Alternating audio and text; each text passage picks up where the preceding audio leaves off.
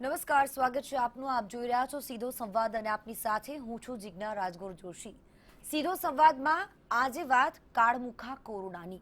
જી હા, આ કાળમુખો કોરોના ન જાણે હજી કેટલાને ભરખી જશે, પણ ચિંતાજનક સમાચારો સૌરાષ્ટ્રથી આવ્યા છે. કારણ કે રાજકોટમાં મોતનો રેશિયો સતત વધી રહ્યો છે. પહેલા અમદાવાદ, ત્યારબાદ સુરત, હવે રાજકોટનો જાણે કે વારો હોય તેમ રાજકોટમાં પરિસ્થિતિ ગંભીર બનતી જઈ રહી છે. આ તમામ બાબતે આજે ચર્ચા સીધો સંવાદમાં.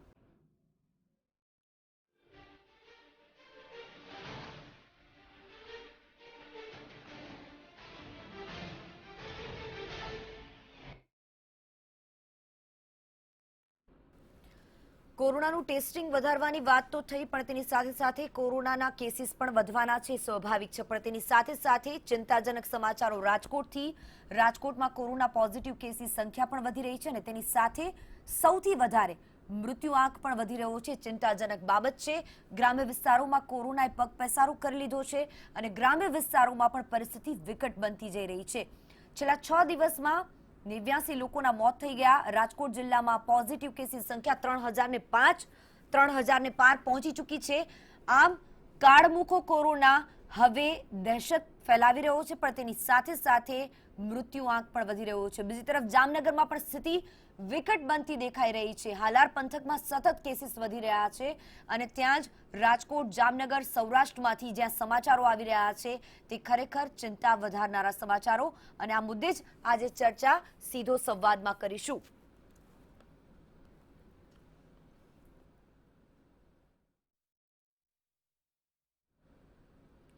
આ મુદ્દે ચર્ચા કરવા માટે મારી સાથે વિશ્લેષક પ્રશાંતભાઈ ગઢવી જોડાયા છે સ્ટુડિયોમાંથી, અને સાથે સાથે ડોક્ટર વીએન શાહ, નિષ્ણાત તબીબ ટીમ સભ્ય છે તેઓ.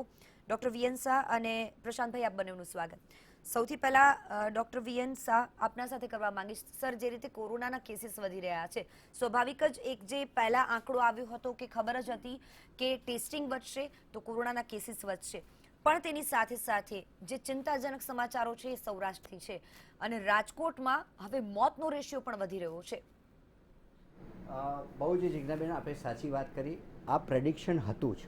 અમારી કમિટીમાં પણ આ ડિસ્કશન થયું હતું. આજથી લગભગ 21 દિવસ પહેલાં જ્યારે સુરતની અંદર કોરોનાના કેસીસ વધ્યા, એ પછી 8થી 10,000 લોકો જે સુરતના જે કારીગરો છે એ સૌરાષ્ટ્રના ગામડાઓમાં ગયા, અને એ માઇગ્રેશન સાથે એ વખતે પ્રેડિક્શન એવું હતું કે હવે આ વધશે. હજી પણ જ્યાં સુધી વેક્સિન નહીં આવે, જ્યાં સુધી હર્ડ ઇમ્યુનિટી નહીં આવે, આ કોરોનાનો જે આપણે કહ્યું ને કેર, એ વધતો જ જવાનો છે. અને એટલા માટે કેર આપણે જ લેવાની છે. આપણી જાતે આપણે બચીને રહેવાનું છે. અનફોર્ચ્યુનેટ પાર્ટ છે કે આજે રાજકોટની અંદર ડેથ રેટ વધ્યો છે. આ જ વસ્તુ આજથી 3 મહિના પહેલાં અમદાવાદની પરિસ્થિતિ શું હતી આપ જુઓ, કે દરેક હોસ્પિટલ ભરેલી હતી, દરેક ખાટલા આપણા ભરેલા હતા. ડેથનો રેટ એટલો બધો હતો કે હાહાકાર મચી ગયેલો હતો. ઇવન આખા દેશ અને દુનિયાનું ધ્યાન એ વખતે અમદાવાદ ઉપર હતું. આપ છેલ્લા 15 દિવસથી જોજો કે આપણે, એ પણ અનફોર્ચ્યુનેટ છે, પણ 3 થી 4 ડેથ, 5 ડેથ મેક્સિમમ થઈને રહ્યા છે. લોકોએ જ જાગવાની જરૂર છે. આપ મીડિયાએ મોટામાં મોટું કામ કર્યું છે લોકોની જાગૃતિ ઊભું કરવાનું, અને હજી પણ આપણે કેર લેવાની જરૂર છે. પ્રિવેન્શન, પ્રિવેન્શન અને પ્રિવેન્શન. જો આ કરીશું તો આ કાળને આપણે ભરખી જતો 100% અટકાવી શકીએ છીએ. રાજકોટથી રાજુલભાઈ દવે, સિનિયર પત્રકાર, પણ આપણી સાથે જોડાઈ ગયા છે. રાજુલભાઈ, આપનું પણ સ્વાગત છે. પ્રશાંતભાઈ, આપના પાસે આવવા માંગુ છું. સવાલ એ થઈ રહ્યો છે કે મૃત્યુઆંક વધી રહ્યો છે. પહેલા ટેસ્ટિંગની સંખ્યા ઓછી હતી, એને લઈને બુમરાણો ઉઠી, અને હવે આખરે પ્રધાનમંત્રીએ કહ્યું ત્યારબાદ ટેસ્ટિંગની સંખ્યા વધારવામાં આવી. એટલે કે ચલો, એ તો માનવું જ રહ્યું કે ટેસ્ટિંગ ઓછા થતા હતા. સંખ્યાની સાથે સાથે હવે નિસ્બત નથી. હવે વાત એ ત્યાં સુધી પહોંચી ગઈ છે કે મોતનો રેશિયો વધી રહ્યો છે. ત્યારે એવું લાગે છે કે ઘણા લોકો ચર્ચા એ પણ કરતા હોય છે પ્રશાંતભાઈ, કે મોતનો આંકડો પણ છુપાવવામાં આવે છે, પણ અત્યારે જે છેલ્લા 24 કલાકના આંકડા આવ્યા રાજકોટથી, એ ખરેખર ચોંકાવનારા. શરૂઆતમાં જ્યારે આ યુદ્ધ ચાલુ થયું ત્યારે આમ એક બહુ આપણા માટે લાચારી છે કે આમાં આપણે પહેલા દિવસથી રાજકારણ કરતા આવ્યા છીએ અને એકબીજાના આક્ષેપ પ્રતિ આક્ષેપ કર્યા છે. એટલે અને હાલની વર્તમાન સરકાર પ્રત્યે ઘણા બધાના એક ક્વેશ્ચન માર્ક એવો હોય છે કે બધામાં આંકડા છુપાવે છે અને રોજી આંકડા આપવાના હોય તો સારા આપે. એટલે આંકડાની બાબતમાં ચોક્કસથી અમુક સ્ટેજ સુધી આ વસ્તુ હતી કે ક્યાંક આંકડા પેશન્ટના પણ છુપાવવામાં આવતા હતા, મૃત્યુના આંકડા સાચા આપવામાં નહોતા આવતા, સ્મશાનના આંકડા અલગ બોલે અને મરેલાના આંકડા બહાર આપણને અલગ મળતા હોય, એ બધું થતું હતું. હવે આ છે ને એક તો અનપ્રિડિક્ટેબલ અને ફ્લક્ચ્યુએટિંગ બિહેવિયર વાળું છે કોરોના, અને આખું ટ્રાવેલ કર્યું, તમે આનું ટ્રાવેલ પણ જુઓ, જેમ સાહેબે વાત કરી ને કે રાજકોટ સૌરાષ્ટ્રમાં લોકોએ ટ્રાવેલ કર્યું, એની સાથે સાથે કોરોનાએ ટ્રાવેલ કર્યું છે. પહેલાં આ સ્ટોપ કરવા માટે લોકડાઉન આપ્યું, ત્યારબાદ અનલોક આપ્યું, એક રિસ્ટ્રિક્શન આપ્યું હતું કે લોકો બહાર ન નીકળે, અને સંક્રમણ પહેલાં ઓછું હતું કારણ કે લોકડાઉનમાં લોકો ઘરે બેઠા હતા. હવે જેમ જેમ બહાર નીકળવા માંડે એમ સંક્રમણ વધતું જવાનું છે ને વધતું જ ગયું છે. ટેસ્ટિંગ નહોતું થતું, બુમરાડ થઈ ગઈ, ટેસ્ટિંગ કેપેસિટી વધારી. પહેલાં આપણે બહુ જ પાછળ હતા, હાલની તારીખમાં ટેસ્ટિંગ. હવે ટેસ્ટિંગમાં પણ પાછા બે પ્રકાર, આજે સિમ્ટમેટિક એસિમ્ટમેટિક, જેમ કોરોના છે એમ ટેસ્ટિંગમાં પણ જેમ આપણે આરટીપીસીઆર અને એન્ટીજેનની વાત કરીએ છીએ, તો ઘણીવાર એવું થાય છે કે એન્ટીજેનમાં કોરોના પોઝિટિવ દર્દીને પણ નેગેટિવ આવે છે, અને પછી 2-5 દિવસ પછી એને સિમ્ટમ્સ આવે ત્યારે ખબર પડે કે આને એટલે એને આરટીપીસીઆર કરાવવો જ પડે છે, અને સિમ્ટમ દેખાય અને ટેસ્ટ થાય તો એ પાછો પોઝિટિવમાં કન્વર્ટ થઈ જાય છે. તો ટેસ્ટિંગ વધવાના એમ આંકડા વધવાના જ છે, કારણ કે આંકડા એટલે વધે છે કે અત્યારે અનલોકમાં કોઈ પણ વ્યક્તિ એવું નથી માનતું, એટલે લોકોને એવું છે કે કોરોના જતો રહ્યો છે, અને એ રીતે લોકોનું બિહેવિયર પણ બજારમાં ચાલુ થઈ ગયું છે. અને અત્યારે સૌરાષ્ટ્રમાં ખાસ એટલા માટે કે શ્રાવણ મહિનો ચાલે છે.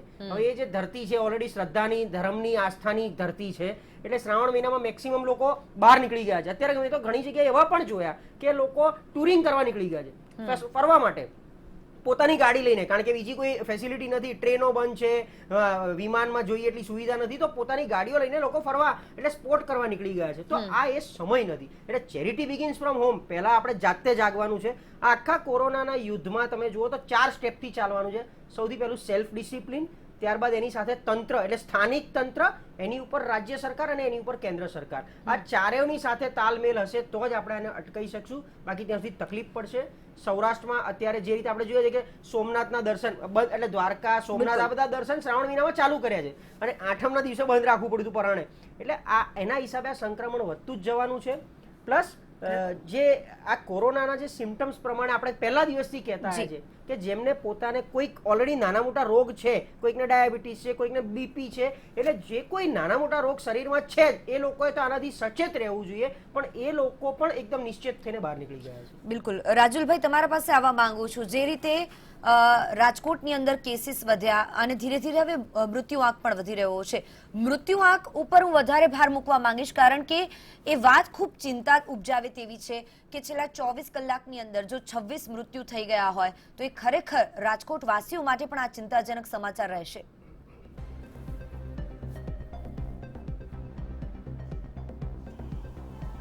જિજ્ઞાસા મેડમ, હમણાં થોડા સમય પહેલાં રાજ્યના આરોગ્ય સચિવે રાજકોટમાં આવીને કહ્યું કે રાજ્યમાં પોઝિટિવિટીનો રેશિયો 7.5% છે અને રાજકોટમાં 18% છે.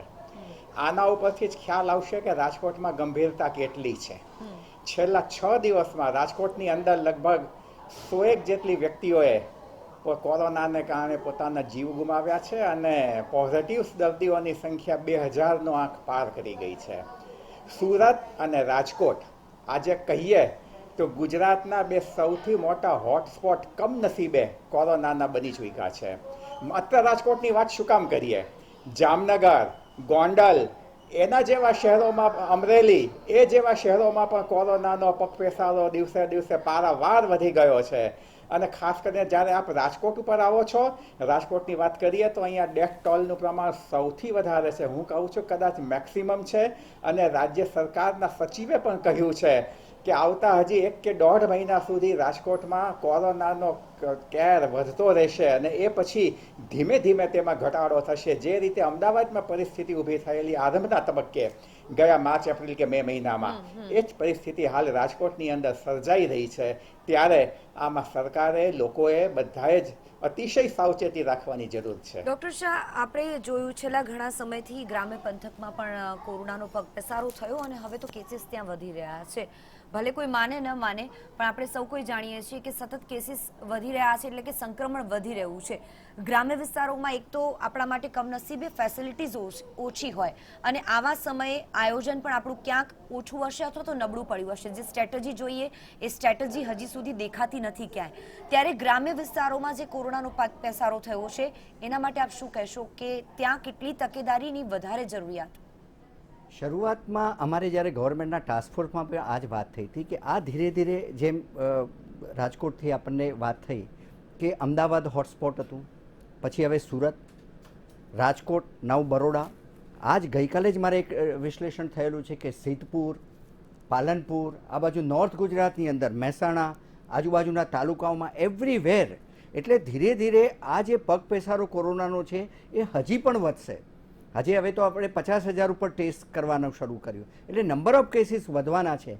પણ પર્ટિક્યુલરલી આ સ્ટેજ માટે જો આપણે આગળ વધતો આ રોગને અટકાવવો હશે તો પહેલી જ વસ્તુ એ ધ્યાન રાખવાની છે કે આપણે કોમોર્બિડ કન્ડિશન છે, જેમને ડાયાબિટીસ છે, કિડનીનો રોગ છે, ઓબેસિટી છે, ઉંમર આપની 65 અથવા એના કરતાં વધારે છે, તો બને ત્યાં સુધી બહાર જવાનું આપ ટાળો. આ ગામડે ગામડે આ પહોંચવું જોઈએ. દરેક ગામની અંદર તાલુકા લેવલે અથવા તો દરેક ગામની અંદર 5-15 હજારનું ગામ પણ હોય તો એક કમિટી બની જવી જોઈએ કે જે લોકો આ યંગસ્ટર્સને પણ એટલીસ્ટ બહાર જવાનું ટાળે. યંગસ્ટર્સને મોટા ભાગે બહુ ડેથનો પ્રોબ્લેમ નથી આવતો, પણ એ લોકો વલ્નરેબલ પોપ્યુલેશનને લગાડે છે. આજે હું તમાકુ ખાવા બહાર નીકળ્યો, હજી બી તમાકુ ઉપર મને સખત નફરત છે. પાનના ગલ્લાઓ જે ચાલે છે એના ઉપર સખત, અને સૌરાષ્ટ્રમાં તો હાઈએસ્ટ પાનના ગલ્લાઓ. ઇવન અમદાવાદની અંદર આપ કેટલા જુઓ, સ્પ્રેડ હાઈએસ્ટ ત્યાં થાય છે. આપ હું એક સિમ્પલ કેવી રીતે સ્પ્રેડ થાય છે એ કોરોના વાયરસની વાત કરું. વાયરલ પાર્ટિકલ આપણે, મને લાગે કોરોના પોઝિટિવ છે અને હું વાતચીત કરું છું તો મારા એક વાતની અંદર 100 પાર્ટિકલ્સ કોરોનાના બહાર પડે. પણ જો હું ખાંસું છું અથવા જો હું જોરથી છીંક કરું છું અથવા હું જો થૂકું છું તો મારી અંદર 200 મિલિયન વાયરલ પાર્ટિકલ્સ હું હવામાં ફેંકું છું. હવે જો સામેવાળો માસ્ક વગરનો હશે તો એ કેચ કરી લેશે, જેની પ્રતિકારક શક્તિ ઓછી હશે તો એ કેચ કરી લેશે. એટલે મેં સ્લોગન આપ્યું છે અને અલ્ટિમેટલી ગુજરાતે આ સ્વીકાર્યું છે, that is the SMS, social distancing, mask and sanitization. જ્યાં સુધી વેક્સિન ન શોધાય ત્યાં સુધી આપણા 3 જ વેપન છે, એ અમેરિકા હોય, એ ઇંગ્લેન્ડ હોય કે એ ભારત હોય. સર, પણ જે મૃત્યુ આંક વધી રહ્યો, એક સેકન્ડ તમને અટકાવવા માંગુ છું, જે મૃત્યુ આંક વધી રહ્યો છે તે ખરેખર ચિંતાજનક બાબત છે, પણ તેની સાથે સાથે શું લોકો મોડા હોસ્પિટલ પહોંચે છે અથવા તો આપણે લોકોને મોડા લઈ જઈએ છીએ હોસ્પિટલ, એક બાબત જવાબદાર? કારણ કે 24 કલાકની અંદર 26 લોકોના મૃત્યુ થયા. હવે જો આવીને આવી પરિસ્થિતિ રહી તો ખરેખર ડરામણી પરિસ્થિતિને, ભયાવહ પરિસ્થિતિ દેખાઈ રહી છે સામે. આપે જે કહ્યું એ પ્રશ્ન સાચો છે. શરૂઆતનું ફર્સ્ટ વીક જે છે ને ઇઝ અ વેરી ક્રિટિકલ. જે કહ્યું કે એસિમ્પ્ટોમેટિક કોરોના વાયરસ છે, જે વાત કરી કે માનો કે RT-PCR થી આપણને ખબર પડી, પણ એનો રેશિયો બી 65% to 70% છે. RT-PCRમાં નેગેટિવ રેશિયો 30%નો છે. What is the confirmative report? Is a HRCT 98% એનું સ્પેસિફિકેશન છે. હવે આ પરિસ્થિતિની અંદર જો અર્લી ડિટેક્ટ ન થાય તો ડેથ આપણને આવે છે. 7 થી 9 દિવસની અંદર સાઇટોકાઇન સ્ટ્રોમ કે છે, આમ જેમ બહાર વાવાઝોડું આવે છે એમ ફેફસામાં વાવાઝોડું આવે છે, અને એ વાવાઝોડું આપણને અલ્ટિમેટલી વેન્ટિલેટર પર લઈ જાય છે, અને વેન્ટિલેટર પર ગયા પછીનો ડેથ રેટ રેશિયો છે 80 to 85% છે. બાકીના સામાન્ય રોગમાં ખાલી 10% ડેથ હશે, પણ કોરોનાના વાયરસ પર વેન્ટિલેટર પર ગયા તો 80% પ્લસ ડેથ રેટ છે. એટલે શરૂઆતમાં એ સિમ્પ્ટોમેટિક પેશન્ટ અથવા શરૂઆતના સિમ્ટમ્સ, આપને લાગે છે કે શરદી ખાંસી છે, મને શ્વાસમાં, સિમ્પલ વેપન આપણી પાસે ઘર ઘરે હોવું જોઈએ. રાજકોટ અને આજુબાજુના ડિસ્ટ્રિક્ટની અંદર પલ્સ ઓક્સિમીટર આપ ઘરે લઈ આવો. સિમ્પલ આપણને લાગે કે બ્રિધિંગ પ્રોબ્લેમ છે તો at least measure your pulse oximeter, અને ઇફ એ 95 અથવા એનાથી નીચે હોય તાત્કાલિક આપ કોઈ પણ કોવિડ હોસ્પિટલ અથવા સિનિયર કન્સલ્ટન્ટનો સંપર્ક કરો. ન હોય તો ટેલિમેડિસિનથી મળો, ફોન પર મળો, અને તાત્કાલિક જો આ કરવામાં આવે તો ડેફિનેટલી આ ડેથ રેટને અર્લીએસ્ટ આપણે રોકી શકીએ, અને એ રોકવા માટે pulse oximeter is a weapon. બિલકુલ. પ્રશાંતભાઈ, પણ મોતનો રેશિયો જે વધી રહ્યો છે તેની સાથે સાથે લોકો હોસ્પિટલ મોડા પહોંચે છે. એક વચ્ચે નિવેદન પણ આવ્યું હતું અને એ નિવેદનમાં સાંભળવા મળ્યું હતું, આરોગ્ય અગ્ર સચિવે જ આ નિવેદન આપ્યું હતું કે લોકો હોસ્પિટલ સુધી મોડા પહોંચે છે.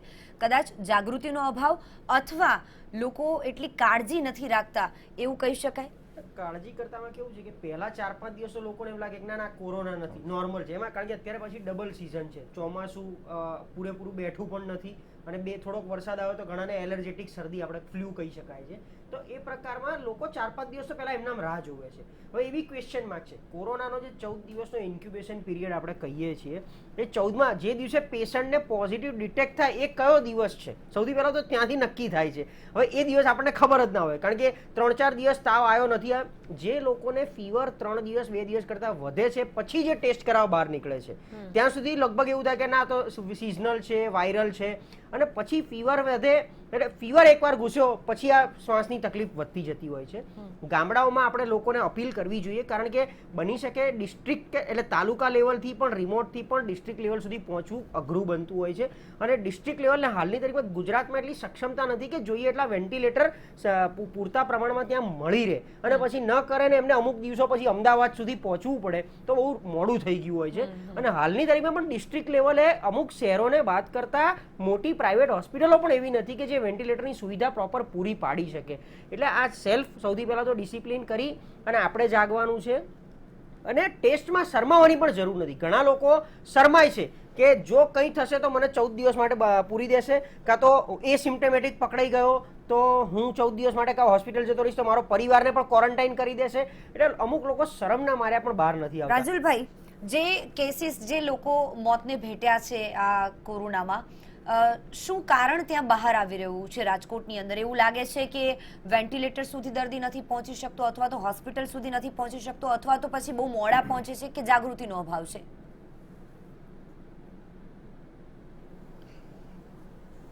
મેડમ, કોરોના છે ને એ મારી દ્રષ્ટિએ સમાજવાદી છે.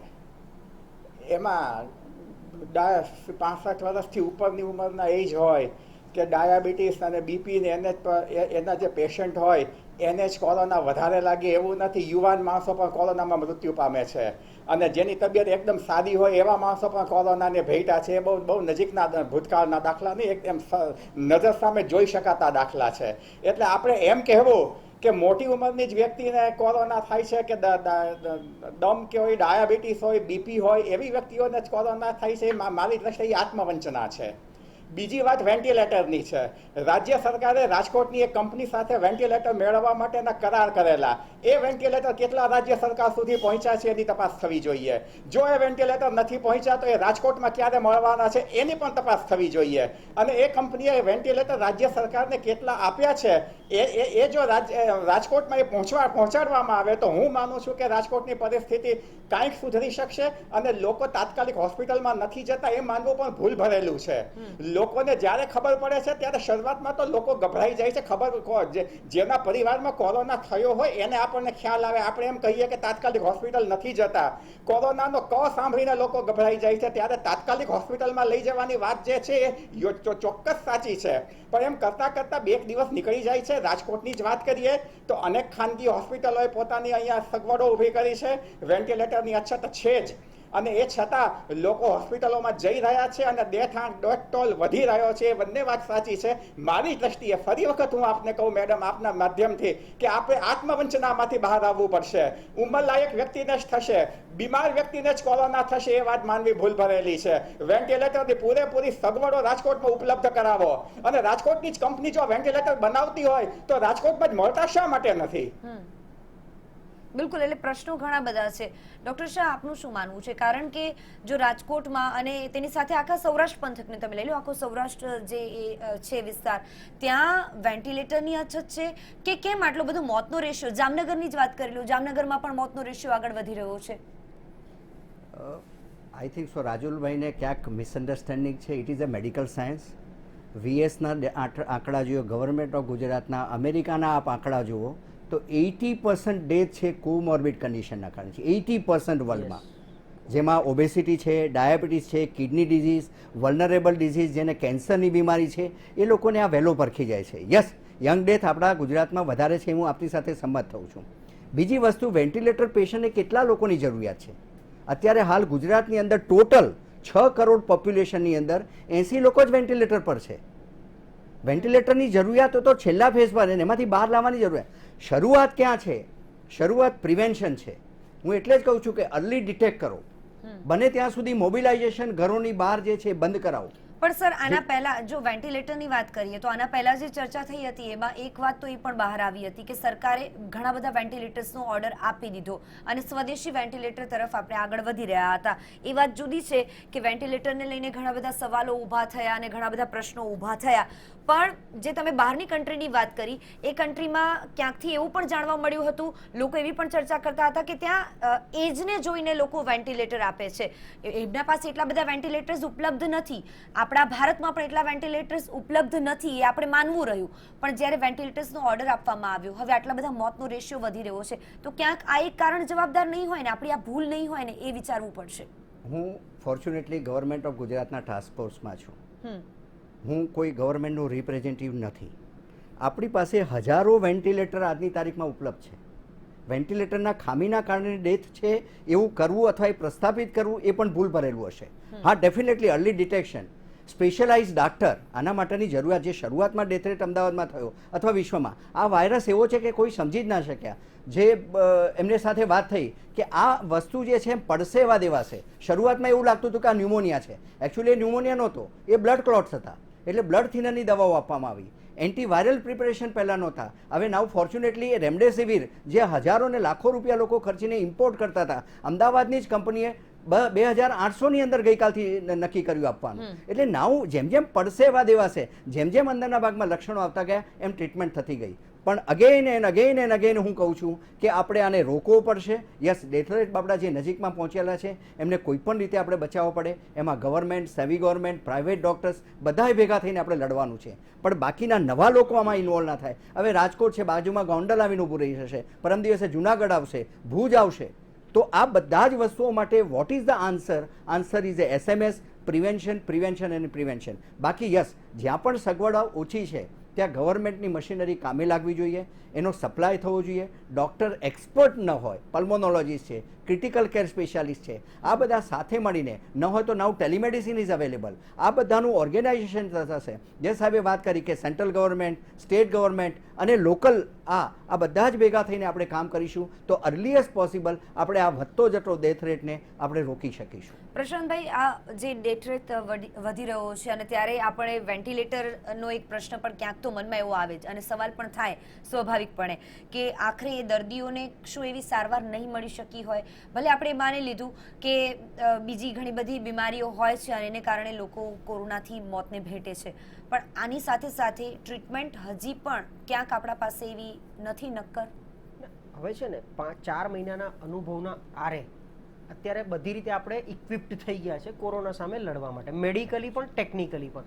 શરૂઆતનું જે સ્ટેજ હતું, જ્યારે હું તમને કહું વેન્ટિલેટરની આપણે વાત કરીએ છીએ ને, જે દિવસે કોરોના પહેલીવાર ડિટેક્ટ થયો છે ને અમદાવાદમાં, એ દિવસે VSમાં આજના પહેલા કોરોના આવ્યા પહેલા 129, કદાચ આંકડામાં ±5 જ જઈશું, 129 ventilator to be very precise VS હોસ્પિટલમાં હતા, SVBમાં. આજની તારીખમાં કદાચ ત્યાં હજારોની સંખ્યામાં પહોંચ્યા છે. રાજુલભાઈએ રાજકોટના ધમણની વાત કરી, વેન્ટિલેટર જ્યોતિએ જે બનાવી આપ્યું હતું કે ધમણ વેન્ટિલેટર, એની ઉપર પછી એટલું બધું રાજકારણ રમાઈ ગયું કે સરકારે છેલ્લે ધમણ બંધ કરવા પડ્યા. અને એક એવું પણ આવી ગયું કે સિવિલના સ્ટોરમાં હાલની તારીખમાં એટલા બધા ધમણ હજી કોથળી પેક પડ્યા છે અને કોથળી ઉતારી પણ નથી, એટલું બધું રાજકારણ થઈ ગયું. એટલે એ વેન્ટિલેટર લગભગ બંધ કરવા પડ્યા છે. નીતિનભાઈએ કંઈક એવું કીધું કે આપણે 1.5 લાખ વેન્ટિલેટર ઓર્ડર કર્યા છે, એમાંથી કેટલા આવ્યા કેટલા નહીં, 1.5 લાખનો આંકડો મને કંઈક વધારે પડતો લાગે છે. એટલો નહીં હોય, સાચો આંકડો આપણે બહાર કાઢવો પડશે. હવે ડેથ રેટની જે આપણે વાત કરીએ છીએ, સૌથી પહેલાં તો ઇનિશિયલ સ્ટેજ જે આપણે વાત કરી કે માર્ચ, એપ્રિલ અને મે, ખાસ કરીને એપ્રિલ અને મે, આ 2 મહિનામાં જે કોઈ પેશન્ટ આવ્યા એમની ટ્રીટમેન્ટમાં ક્યાંક ને ક્યાંક ફ્લક્ચ્યુએશન્સ, ક્યાંક પેશન્ટને જોઈએ એવી ટ્રીટમેન્ટ નહોતી મળતી, કારણ કે એ વખતે ખુદ સ્ટાફ, ખુદ વોરિયર્સ જેને કહેવાય, એ પણ કંઈક આપવામાં ખચકાતા હતા, બહુ સાચું કહું તો. અને સરકાર તરફથી કંઈક બાયસ બિહેવિયર, એ વખતે આપણે અમીર ગરીબની પણ વાત થઈ ગઈ કે સિવિલના ગરીબ દર્દીઓ સામે જોવામાં આવતું નથી, અને પ્રાઇવેટ હોસ્પિટલોવાળા જ્યારે નવું ચાલુ કર્યું હતું તો લાખો રૂપિયા લૂંટવા માંગતા હતા, લોકો આપતા હતા પણ ખરા, અને એમની ટ્રીટમેન્ટ સારી રીતે થતી હતી, બીજાની સામે નહોતી થતી. વચ્ચે બીજું બધું બી રાજકારણ રમાઈ ગયું કે કોરોના ક્યાંથી આવ્યું છે, દિલ્હીથી આવ્યું છે, તબલીગી જમાતથી આવ્યું છે, એરપોર્ટથી આવ્યું છે, ટ્રમ્પથી આવ્યું છે, એટલે એકવાર ઘૂસી ગયું. હવે જેમાં એકવાર આવી જાય છે ને, જો કોરોના 1 હોય કે 100 હોય, આના જેવું છે કે 1 खून की सजा भी 300 दो और 10 खून की सजा भी 302 ही होती है. એટલે કોરોના વાયરસ તમારા શરીરમાં એકવાર ઘૂસી ગયો છે તો એની તાકાત છે એ તમારા જે અંદર શરીરમાં ઘૂસી ફેફસામાં પહોંચી તમને વેન્ટિલેટર સુધી લઈ જશે, એની તાકાત છે. હવે તમારી કેટલી તાકાત છે એની સામે લડવાની, અને તમારી શરીરની એન્ટીબોડી જે આપણે વાત કરીએ છીએ, એ રોગ પ્રતિકારક તમે એને કેટલી આપો છો, એ વખતે ટ્રીટમેન્ટની અંદર, ટ્રીટમેન્ટની સાથે સાથે તમારે પોતાને એક પગલાં જે લેવાના છે એ કેટલા લઈને તમે એની સામે લડી શકો છો, એ આપણી ઉપર છે. ટ્રીટમેન્ટ બધાની સરખી જ છે. 5 એટલે જે કંઈ 9 ટેબ્લેટનો કોર્સ 9 ટેબ્લેટનો સિમ્પલ કોર્સ જે છે એ બધાના માટે સરખી જ છે. એ પછી પેશન્ટ નંબર એટલે સ્ટેજ 1 ઉપર હોય કે સ્ટેજ 10 ઉપર હોય, એ જે 14 દિવસનો કોર્સ જે 9 દવાનો મલ્ટીવિટામિન હોય, એમાં તમારું તોસિલીઝુમાબ આવી ગયું, બધું જ આવી ગયું. બધું આવી ગયું. ચલો પ્રશાંતભાઈ, આપણે એ માની લીધું કે હવે આપણે એને કદાચ ધીરે ધીરે સમજવા લાગ્યા છે કે આની ટ્રીટમેન્ટ શું છે, આને કેવી રીતે, પણ હજી સુધી આયોજનનો અભાવ દેખાય છે એ વાત ચોખ્ખી છે. આપણાને ખબર પડે છે કે હજી પણ ક્યાંક સ્ટ્રેટેજીનો અભાવ દેખાઈ રહ્યો છે. રાજુલભાઈ, તમારું શું માનવું છે? અત્યારે રાજકોટની અંદર અને તેની સાથે સૌરાષ્ટ્ર પંથકનું જ લઈ લો તમે કે ગ્રામ્ય વિસ્તારોમાં પણ હવે તો કોરોનાનો પગ પેસારો થઈ ગયો છે. સ્ટ્રેટેજીનો અભાવ દેખાઈ રહ્યો છે. જી, આપણે મેડમ વેન્ટિલેટરની વાત એક બાજુ મૂકીએ, પછી એ ધમણ હોય કે ઇમ્પોર્ટેડ વેન્ટિલેટર હોય, ગમે તે હોય, કેટલા વેન્ટિલેટર સરકાર આયાત કરવાની છે એ વાત પણ એક બાજુએ મૂકીએ. પણ એક વાત આપણે જોવી જ પડશે કે આમાં સરકારી તંત્ર અને લોકો બંને તાલમેલ રાખીને આગળ વધવું પડશે. નહીતર જે પરિસ્થિતિ આજે રાજકોટની છે, જે પરિસ્થિતિ જામનગરની છે, જે પરિસ્થિતિ ગોંડલની છે અને જે પરિસ્થિતિ અમરેલી કે સાવરકુંડલા જેવા વિસ્તારોની છે, આજે રાજકોટમાં જુઓ, આજે એક દિવસમાં 26 ડેથ છે. મેડમ, આ કઈ રીતે આ રોગચાળો કઈ રીતે વધી રહ્યો છે એનું આ નિશાની છે. ચોક્કસ હું આપને કહીશ, રાજકોટના કલેક્ટરે અને મ્યુનિસિપલ કમિશનરે અને પોલીસ કમિશનરે તહેવારો દરમિયાન લોકોને ઘરમાં રહેવાની જાહેર અપીલો કરી અને બહુ જ મોટી સંખ્યામાં લોકો બહાર ફરવા નીકળી પડ્યા છે. એમ માનવું પણ ભૂલ ભરેલું છે. હજારો નહીં, લાખો લોકોએ પોતાના ઘરમાં રહીને તહેવારો ઉજવા છે. લોકો સાવચેત બન્યા છે, નથી બન્યા એમ પણ આપણે કહી નહીં શકીએ. સરકારી તંત્ર કામ કરે જ છે, સરકારી તંત્ર કામ નથી કરતું એવું કહેવાનો મારો હેતુ નથી. રજાઓના દિવસોમાં આરોગ્ય તંત્રએ પણ સારી એવી કામગીરી રાજકોટ શહેરમાં અને જિલ્લામાં કરી છે. કોઈક જગ્યાએ કાંઈક વસ્તુ એક જે ખૂટે છે એ પરસ્પર કોઈક જગ્યાએ સરકારી તંત્રમાં અને લોકો વચ્ચે સંકલનનો અભાવ છે. લોકો વધારે જાગૃત બને, લોકો શક્ય હોય એટલું બહાર નીકળવાનું ઓછું કરે અને સાથે સાથે ટેસ્ટની સંખ્યા વધે. આ વાત અવારનવાર કહેવામાં આવી છે. કોરોના શરૂ થયો ત્યારથી કહેવામાં આવી છે કે ટેસ્ટની સંખ્યા વધારો. જેટલી ટેસ્ટની સંખ્યા વધે એટલો આ રોગ એટલો નિયંત્રણમાં આવશે, એમ આપણે અત્યારે તો કહી શકીએ. ડોક્ટર શાહ, હવે થોડા આગળ વધીએ ચર્ચામાં. અને એ જે વાત, મારે એક સમયનો અભાવ છે પણ ટૂંકમાં તમારા પાસેથી જવાબ જોઈએ છે. લોકો કહે છે કે કોરોના મટી ગયા પછી પણ એ વ્યક્તિમાં સંક્રમણ રહે છે અને એ વ્યક્તિ પર મતલબ જે સકંજો હોય છે કોરોનાનો તે કસાયેલો રહે છે. આ એક ઓબ્ઝર્વેશન આપનું સાચું છે. સ્ટેટિસ્ટિક્સ વર્લ્ડના આવેલા છે. ઇવન એક વખત કોરોના થયા પછી ફરીથી પણ થઈ શકે છે.